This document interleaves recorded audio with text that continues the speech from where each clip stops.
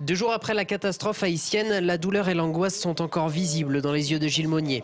Port-au-Prince, il connaît bien pour s'y être déjà rendu à 2 reprises dans cette école que son association parraine. L'école Bresma est au cœur de la capitale haïtienne. Elle scolarise et nourrit 140 enfants issus de familles en difficulté. Depuis mardi soir, 23 h, heure française, aucun contact n'a pu être établi. Nous n'avons aucune nouvelle de l'école et ça c'est notre angoisse puisque à l'heure où la catastrophe s'est produite, c'est-à-dire 16h53 heure locale, les enfants n'étaient plus scolarisés.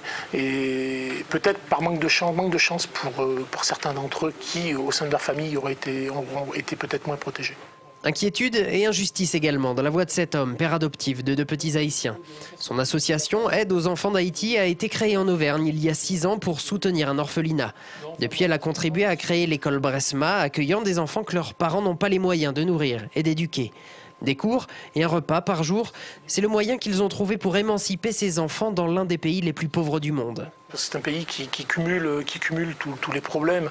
Ils ont essuyé je ne sais combien de cyclones en 2004, en 2008 ils ont encore essuyé 4 cyclones, il y a eu des émeutes de la faim et maintenant en 2006 ils commençaient à remonter, à relever un peu la tête et 2010 cette catastrophe c'est vraiment horrible. Pour Gilles Monnier et son association, l'heure est à la mobilisation. Un appel aux dons devrait permettre de financer l'achat de lait maternel, précieux pour des enfants souvent malnutris, mais aussi des plaquettes de purification d'eau. Après le séisme, maintenant c'est le manque d'eau potable, la famine et les épidémies qui risquent de s'abattre sur l'île d'Haïti.